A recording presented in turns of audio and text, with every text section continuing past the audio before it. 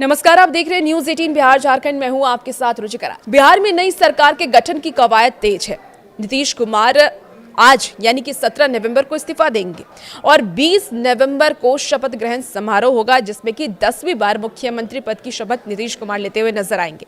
लेकिन मुख्यमंत्री तो नीतीश कुमार बनेंगे, लेकिन डिप्टी सीएम कौन होगा इस बार? इस रेस में कौन कौन दावेदार है, उसके बारे में हम चर्चा करेंगे। बीजेपी और जेडीयू के मंत्री हिस्सेदारी के संभावित समीकरण क्या है, इसके बारे में आपको बताएंगे। क्या मंत्रिमंडल में बड़े फेरबदल की संभावना है? क्या कुछ बड़ा फेरबदल इस बार हो सकता है? क्या MY यानी कि महिला और यूथ की बात जो नरेंद्र मोदी करते नजर आते हैं, क्या इस बार के मंत्रिमंडल में महिलाओं और यूथ की भूमिका ज्यादा हो सकती है? चलिए इसके बारे में विस्तार से आपको जानकारी देते हैं।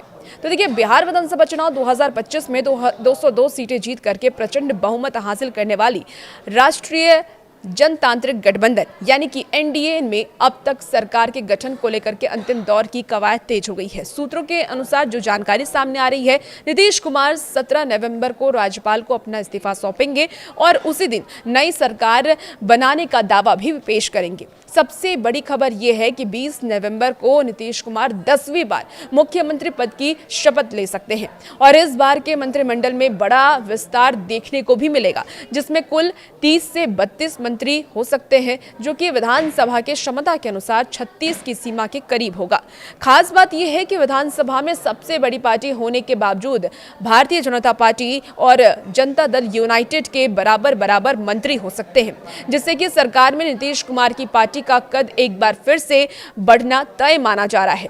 जेडीयू ने विधायक दल की बैठक भी बुलाई है, जिसमें नीतीश कुमार को विधायक दल का नेता चुना जाएगा और इसी दिन बीजेपी विधायक दल की बैठक भी हो सकती है, जिसमें कि उप मुख्यमंत्रियों के नाम पर अंतिम चर्चा होगी। सीएम हाउस के अनुसार आपको बता दें कि सीएम नीतीश कुमार 17 नवंबर को राज्यपाल को अपना इस्तीफा सौंपेंगे और नई सरकार बनाने का दावा भी पेश करेंगे।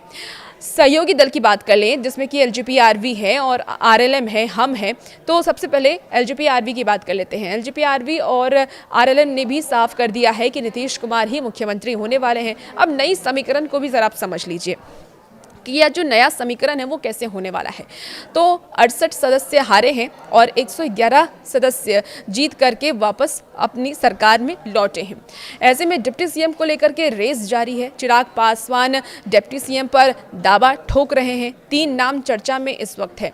2020 की अगर हम बात करें तो 2020 के नतीजों के बाद बीजेपी ने बिहार में 2 डिप्टी सीएम पद की परंपरा शुरू की थी और एक बार फिर से 2 डिप्टी सीएम बनने की चर्चा अब सामने आ रही है। इसके पहले आपको याद होगा कि सम्राट चौधरी और विजय कुमार सिन्हा डिप्टी सीएम थे और इस बार भी उम्मीद है कि 2 डिप्टी सीएम होंगे, लेकिन इस बार समीकरण बदल सकता है, यानी कि इस बार डिप्टी सीएम बदल सकते हैं। चिराग पासवान भी दावा ठोक रहे हैं कि हमारी पार्टी से डिप्टी सीएम होना चाहिए।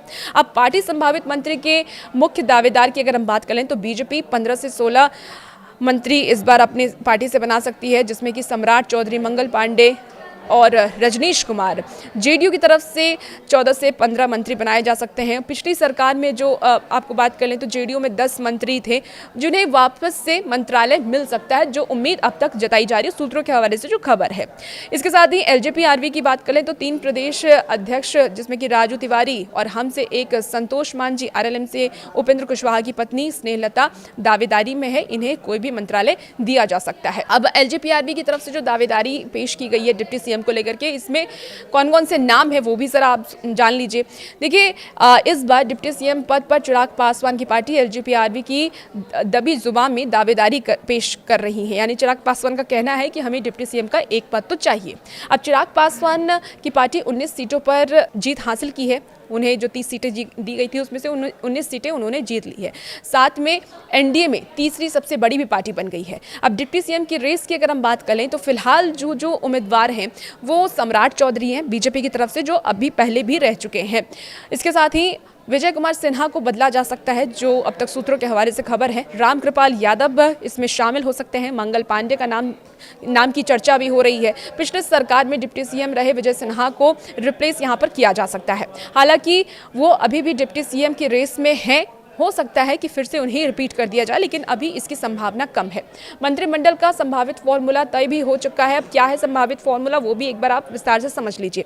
देखिए, सूत्रों के मुताबिक इस बार मंत्रिमंडल में 30 से 32 मंत्री हो सकते हैं और पिछली बार के अनुभव के विपरीत इस बार जेडीयू और बीजेपी के बीच लगभग बराबर बराबर मंत्री पद बांटे गए हैं और बांटे जा सकते हैं, जो सूत्रों के हवाले से खबर है। जेडीयू अपने कोटे के मंत्रियों में बड़ा बदलाव नहीं करेगी। पिछली सरकार के 10 मंत्रियों की वापसी लगभग तय मानी जा रही है, यानी कि जेडीयू अपनी तरफ से उन्हीं मंत्रियों को रिपीट कर सकती है, लेकिन बीजेपी में कई नए चेहरे भी देखने को मिल सकते हैं। देखना होगा कि प्रधानमंत्री नरेंद्र मोदी ने जिन बात को दोहराया था, MY समीकरण, महिला और यूथ की बात को दोहराया था, क्या बीजेपी अपने मंत्रिमंडल में महिला और यूथ को जगह देती है? ये देखना बेहद ही दिलचस्प होने वाला है। और ये भी देखना दिलचस्प होने वाला है कि इस बार 2 डिप्टी CM कौन होते हैं। क्या LJPRB की तरफ से कोई डिप्टी CM बनते हैं या फिर पिछले ही डिप्टी CM को रिपीट किया जाता है। और भी ऐसी वीडियोस के लिए बने रहिए न्यूज़ 18 बिहार झारखंड के साथ।